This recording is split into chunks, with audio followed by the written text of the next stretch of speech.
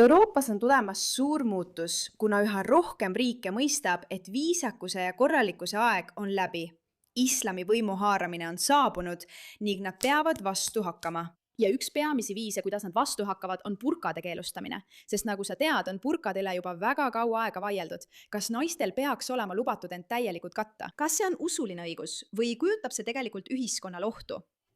Ja paljud meist on jõudnud arusaamisele, et see on natuke probleemsem, kui inimesed arvavad. Mõned teist võivad olla tuttavad burkabandiidi mõistega, mis tähendab gruppi inimesi, kes tõsimeeli arvavad, et nad võivad minna poodi röövima, sest kui nad on burkaga kaetud, siis neid ei ole võimalik tuvastada.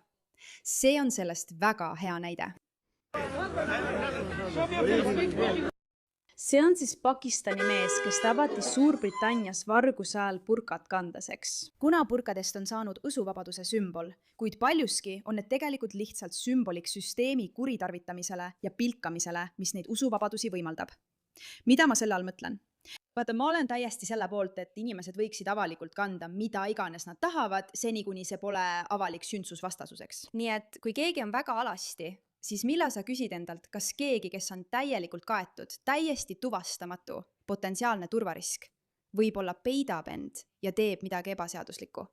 Millal see ületab piiri? Ja mulle tundub, et väga paljud inimesed üle Euroopa, kaasa arvatud valitsused, mis on kõige huvitavam, on aru saanud, et see on lihtsalt samm liiga kaugele. Ja samm liiga kaugele ongi täpselt see, kuidas need inimesed käituvad, sest nagu sa mäletad, islami ülevõtmine ei seisne ainult selles, et lubatakse inimestel tegutseda islami seaduste järgi. Kui see nii oleks, siis ma arvan, et paljud meist lepiksid sellega. See on domineerimise kehtestamine. Ja see, kuidas inimesed igal pool end katavad, on midagi, mis on mõeldud aina enam ja enam tõestama, et need inimesed on võimu üle võtnud ja meie ei saa selle vastu midagi teha. Seetõttu toimub Euroopas selle vastuseis ja mina vajan seda. Tõsine vastuseis valitsuste poolt, mille üle meedia muidugi täiesti ärritunud on. Muide, tere tulemast saatesse The Pushback, mina olen teie saatejuht Meira ka. Kindlasti vajutage tellimise nuppu ja tehke sellele videole kõvasti reklaami. Kommenteerige, likeige ja avage sõna, sest me püüame luua liikumist, et sellele vastu astuda ja meil on varsti tulemas väga põnev teadanne. Nii et kindlasti hoidke sellel silma peal, aga vaadake, kui palju artikleid ma siin avanud olen. Euroopa karmistab reegleid. Taani range immigratsiooni eksperimendi raames. Euroopa karmistab kontrolli radikaalse islami üle, keelab loorid, piirab rahastamist ja võitleb noorte äärmustusega. EL hääletab migrantide väljasaatmise lubamise poolt. Portugaalis burka keelustamise eelnõu. Parlament kiidab heaks PVV ettepaneku keelustada moslemi vennaskond. Jälle asjad, mida me veel mõned kuud tagasi pidasime täiesti hullumeelseks ja arvasime, et nad ei tee neid kunagi, sest nad kardavad nii väga, muutuvad nüüd tavapäraseks. Ja see on tingitud avalikust diskursusest ja just sellepärast olen ma nii uskumatult lootusrikas. Sest kui sa loed artikleid, siis meedia on selle vastu, aga inimesed ei ole. Nii et vaatame kõigepealt selle kõik üle, aga enne seda kiire sõna meie sponsoritelt. Räägime korraks Medicare'ist, sest sa ilmselt valisid plaani juhuslikult, mis ei pruugi sulle kõige paremini sobida. Ja just sellepärast tahan ma sulle rääkida tänasest sponsorist Chapterist. Chapter on teistsugune. Nad on sõltumatud ja nad on ainsad Medicare'i nõustajad, kes võrdlevad kõiki üle riigi saada olevaid plaane, arste, vajadusi ja prioriteete, et leida just sulle kõige paremini sobiv variant. Nende nõustajad saavad palka, nii et nad ei suru peale kindaid plaane. Kui sul on juba õige plaan, ütlevad nad seda sulle. Ja kui mitte, aitavad nad sul plaani vahetada. Eelmisel aastal säästsid eakad, kes vahetasid plaani Chapteri kaudu keskmiselt $1100. See on tasuta, võtab umbes 20 minutit ja võib säästa sinule või sinu vanemale, vanavanemale või lähedasele palju raha ja stressi. Helista Chapterile numbril 610 680 37. See on 610 680 37. Ja hakka kohe raha säästma. Nagu me oleme siin mitu korda öelnud, siis muutus, võitlus nende asjade vastu ja selle normaliseerimine algab paljuski inimestest endist. Aga see algab kindlasti ka valitsuse liikmetest, kes võitlevad vastu ja muudavad selle normaalseks, et sellest räägitakse, eks. See mees, eks ole, on Portugali parempoolsete juht André Ventura ja tema ütleb, et kui sa tahad kanda burkat, siis on see väga lihtne. Paki oma asjad, osta lennupilet ja mine. Mine Pakistani, mine Saudi Araabiasse, mine Marokosse, mine kuhu iganes sa tahad. Lihtsalt mitte siia. Sellist keelt ei oleks me veel mõned aastad tagasi kuulnud, sest see oli ühiskonnas täiesti vastuvõetamatu. aga mida rohkem inimesi näeb burkat selle tegelikus tähenduses, seda rohkem inimesi mõistab, et just sellist retoorikat meil ongi vaja. Jällegi, muidugi, paremäärmuslikuks juhiks, just nii teda kirjeldatakse, nagu näeme kohe ka ühes artiklis, aga Šveitsis sai üks moslemi naine burka kandmise eest 100 Šveitsi frangi suuruse trahvi, sest burka kandmine on riigis rahvahääletusel keelatud, mis tähendab, et inimesed ise keelasid selle. Ta vaidlustas trahvi, väites, et tegemist on islamofoobiaga ning nüüd seisab ta silmitsi suurema 1000 Šveitsi frangi suuruse karistusega. Mina olen selle poolt. See ongi see, mida nad teevad. Nad väidavad islamofoobiat ja arvavad, et ringi käimine viisil, kus neid pole võimalik tuvastada, võib tähendada, et nad kannavad enda all ohtlikke esemeid. Aga jällegi, oma üleoleku näitamine ja soov öelda, et see on meie riik, on midagi, millega nad lihtsalt pääsevad. Ja üha rohkem inimesi on sellest tõesti tüdinenud ja väsinud.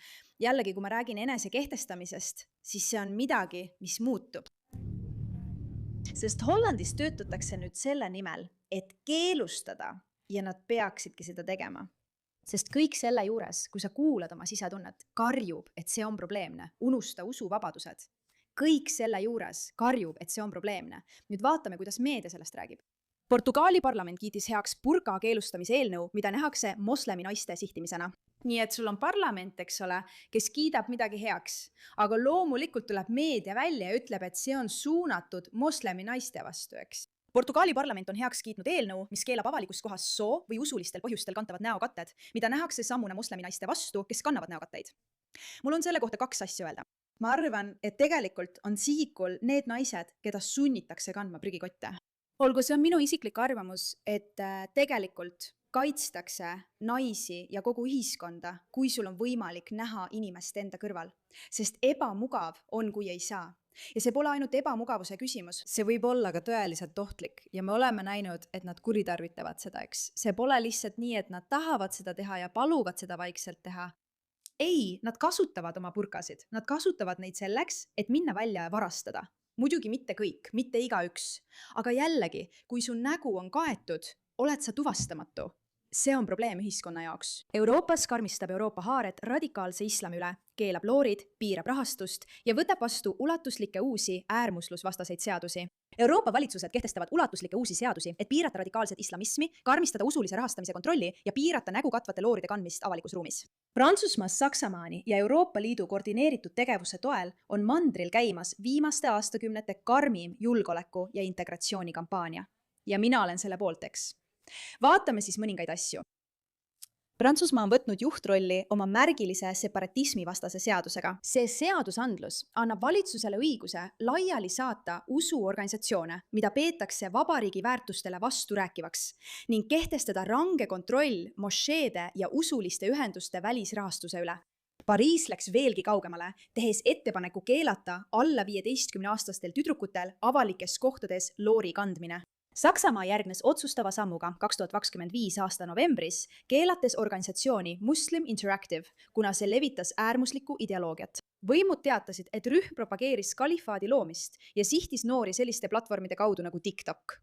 Umbes samal ajal sulges Saksamaa ka mitu islamiasutust, sealhulgas blablabla. Austria on kehtestanud reeglid, mille kohaselt võivad mošeedes teenida ainult kohapeal koolitatud imaamid eesmärgiga piirata välismõjude ideoloogilist mõju. Paralleelselt nende julgeolekumeetmetega on mitmed Euroopa riigid kehtestanud või laiendanud avalikes kohtades islami näokatete kandmise keelde. Prantsusmaa sai esimeseks Euroopa riigiks, kes kehtestas üleriigilise keelu burka ja nikaabi kandmisele, muutes näokatete avalikus kohas kandmise ebaseaduslikuks. Belgia järgnes sellele 2011 aasta juunis. Taanis toimuvad muutused nende tähelepanuväärses immigratsioonikatsetuses. See puudutab nüüd ka sisserännet, sest me mõistame, et see on osa sellest. EL hääletas selle poolt, et lubada migrantide väljasaatmist turvalistesse kolmandatesse riikidesse. Jällegi, midagi, mis oleks olnud mõeldamatu veel mõni kuu tagasi. Parlament kiitis heaks selle ettepaneku keelustada moslemi vennaskond, hoolimata vastuoludest. See on veel üks suur asi. Nad tegutsevad islamistliku võimu haaramise vastu. Kas see on täielik? Kas see on täiuslik? Kas me oleme juba kohal? Ei. Aga kas see toimub? Kas see, et me kõik sellest räägime, muudab midagi? Absoluutselt. Ja ma olen nii uhke, et saan sellest osa olla, sest meie ühiskonnana oleme sellest küllalt saanud. Nii et kui sa oled kogu selle protsessi jooksul meiega olnud ja näed seda, mida meie näeme, siis palju õnne. Olukord hakkab pöörduma. Aitäh, et pöörasid sellele teemale tähelepanu.